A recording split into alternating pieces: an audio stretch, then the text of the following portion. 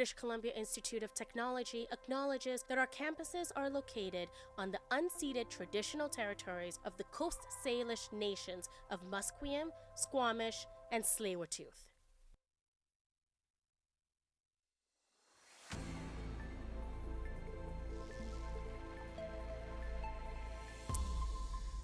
Welcome to your final BCIT News headlines of the day. My name is Riley Cunningham, and we're jumping straight into sports. It's a big night for Blue Jays fans as the Canadian team takes on the Seattle Mariners on the West Coast. Fans are flocking across the southern border to cheer on the Jays at T-Mobile Stadium, a rare opportunity for Blue Jays superfans out west who rarely get to see the team play in person. Mad Max, otherwise known as veteran right-hander Max Scherzer, will be starting for the Jays tonight. Despite not playing in the division series, team manager John Schneider says he feels good about starting Scherzer after the break. In talking to him over the past couple of weeks, I think you feel comfortable and confident about where he is and hopefully how he can, finish some pitches a little bit better than he was, a couple of weeks ago. The game starts at 5:33 this evening, and you can expect to see lots of royal blue jerseys in the crowd. The Milwaukee Brewers are facing off against the LA Dodgers today in sunny California. The Dodgers currently lead the series 2-0 going into Game 3, and that game began about 20 minutes ago if you were looking to catch it. The Vancouver Canucks are set to take the ice in Dallas today to take on the Stars. After a disappointing start to the season, the team is looking for some momentum in the first game of a 5-game road trip. The Canucks' last win was a week ago in their home opener against the Calgary Flames. Dallas has had a successful start to the season, winning all 3 games played so far, including their last 5-2 defeat over Minnesota. The Canucks will be in Chicago tomorrow night to play the Blackhawks at the United Center. Carter Hart has officially been signed by the Vegas Golden Knights. The goaltender was reinstated by the NHL and the NHL Players Association for play as of December 1st, and the Knights have added him to their roster. In a statement earlier today, the Golden Knights said they remain committed to the core values that have defined their organization from its inception and expect that their players will continue to meet these standards going forward. Hart was initially suspended from the league after a sexual assault scandal came to light in January of 2024. Hart, along with 4 other players from the 2018 U20 World Junior Team, was criminally charged in 2024 for what was alleged to be his role in an assault on a woman in a London, Ontario hotel room in 2018. All 5 players were acquitted this July. The Philadelphia Flyers had originally taken the goaltender in the second round of the 2016 draft and said in a statement released last month that he would not be rejoining the team. Tonight at 6 p.m., the Vancouver Rise play the Wild in Calgary in a decisive game. Our reporter Kai Garcia has more on how the Rise relies on fan support. The Vancouver Rise can end their inaugural season in the Northern Super League as the 2nd seed if they win tonight's game against the Calgary Wild. The Rise's support group, Crow Collective member Mel Bostrom, explained why fan support is needed more than ever, especially in away games like these. When we saw them on the road in Ottawa and Montreal this past week, there's just an energy around them that they know what they're doing and they're just having a great time about it. And they were very appreciative of us making the time to actually support them at the away games. The Crow Collective has been holding dedicated supporters away viewing parties for the Rise since the start of the season, so that Rise fans from all over the Lower Mainland can come together to support their team. Kai Garcia, BCIT News. The game kicks off at 6 p.m. tonight at McMahon Stadium in Calgary. Moving into our news headlines for this afternoon, it's the kind of wildlife encounter you don't expect in your own neighborhood. A Langley jogger had a run-in with a bat, which could lead to rabies. Braden Goodman has more on the story. Jordan Muxworthy was jogging near 208th Street in Walnut Grove when something unexpected happened. A bat swooped down and struck him on the neck. At first, he thought it was just a strange fluke, but after returning home, his family urged him to seek medical attention, a decision health experts say may have protected him from serious health complications and even death. I didn't know was just how serious it was. I was told when I was at the ER that there's a chance, they don't know for sure, but there was a chance, had I not come in that night, that I could have died. Officials stress that even minor contact with bats could pose a serious health risk. A rare incident, but a reminder to stay alert, even when close to home. Braden Goodman, BCIT News. A good reminder to keep an eye out for wildlife. The District of Squamish began a lockout this morning at 6 a.m. The lockout is affecting all unionized workers at Public Works, Municipal Hall, and some auxiliary offices. The district says the extreme move is in an effort to pressure the union to come back to the bargaining table after receiving no response on the latest offer proposed on October 4th. QP 2269 released a statement saying all non-essential services would stop this morning as a result of the partial lockout. The union represents about 350 employees. Mayor Armand Herford says that while he understands the purpose of a strike is to make things difficult for an organization to operate without union employees, he wants the union back to the bargaining table sooner than later.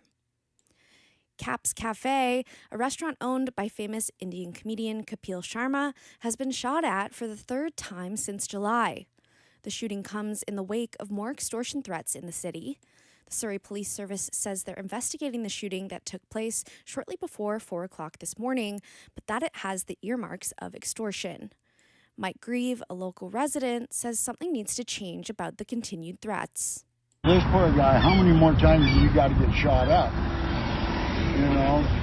before somebody steps in and does something? It's not fair to him, or the other businesses, or to the people. The Surrey Police are encouraging anyone with information or dash camera footage of the incident to reach out. Neighborhood institution Darby's Pub and Liquor Store on 4th Avenue in Vancouver is closing due to development. Our reporter Bahar Garian has more on the sad farewell. Darby's Liquor Store and Pub, known for being a local delight and its happy hours, is shutting its doors after being open for 46 years. Instead, it will move its liquor store only to a new location a few blocks away on 4th Avenue, says the bar manager, Amilda Raja. Darby's Pub, for now, we are not reopening or relocating, so it is the end of the era for Darby's, for the pub. But the liquor store is going to move a block that way, and then when the building's going to be ready in 2027, hopefully, and the liquor store is going to move back here with 3,000 square feet bigger. The pub will shut down permanently, but after the renovations are done, the liquor store will return to its original spot, underneath the new building. Bahar Garian, BCIT News. The pub is set to close its doors for good on November 1st. Danielle Smith, Alberta's premier, says she wants to form a commission on education following the province-wide teacher strike. Nearly 740,000 students at 2,500 schools across Alberta have been out of school for 8 days after 51,000 teachers walked off the job on October 6th. The union representing the teachers says they're currently fighting for better wages and more manageable classroom sizes, as well as increased support. President of the Alberta Teachers Association, Jason Schilling, said they don't want more commissions or committees. They want action to address problems in the classroom. Smith said her government will consider forcing teachers back to work at the end of October when the next legislature starts if it becomes clear the strike will cause irreparable harm. One man has been charged in the murder of a 14-year-old Samuel Bird who went missing after leaving his West Edmonton home on June 1st. Aaron Sousa reports for the Canadian Press.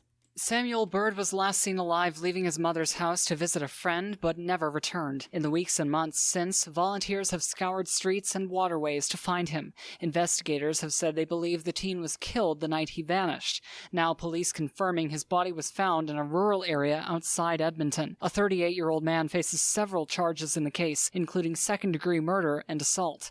On social media, Samuel's mother, Alana Bird, thanked searchers and police. Aaron Sousa, the Canadian Press, Edmonton.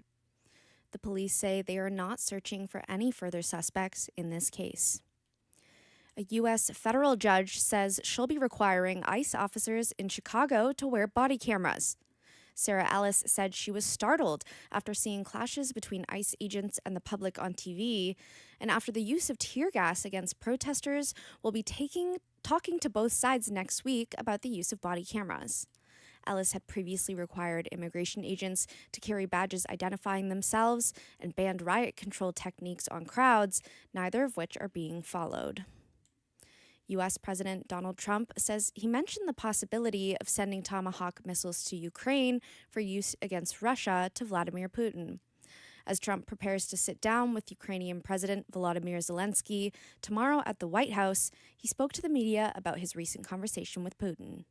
I did actually say, would you mind if I gave a couple of thousand Tomahawks to your opposition? I did say that to him. I said it just that way. He didn't like the idea. He really didn't like the idea. No, I said it that way. You have to be a little bit lighthearted sometimes, but no, he doesn't want Tomahawk is a vicious weapon. Trump has said he plans on sitting down with the Russian ruler again in Hungary to rediscuss ending the ongoing war. Kit Kat producer and mega food corporation Nestle is slashing staff worldwide. Wayne Cabot reports for ABC. Nestle is letting go of 16,000 people globally. The maker of Kit Kat, Häagen-Dazs, Lean Cuisine, Stouffer's, Hot Pockets, Nespresso, Coffee Mate, Fancy Feast, and Friskies says the world is changing and it needs to change faster.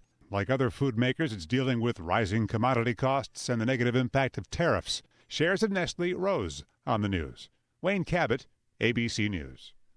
Nestle is only one of thousands of companies that have announced mass layoffs since the beginning of the year. We're leaving you with the weather today. It's still looking pretty cloudy out there. It's 11 degrees currently with a low of 4 degrees overnight. Rain will come to greet us this evening and continue sporadically tomorrow throughout the day. Thanks for tuning in to BCIT News. I've been Riley Cunningham. Have a great evening. Stay tuned for more on BCIT. I would recommend this program for anyone that isn't sure what kind of job they want in media, because you learn everything from like public relations to communications to video editing, like radio, TV. So you do get a lot of experience in all the different fields in media.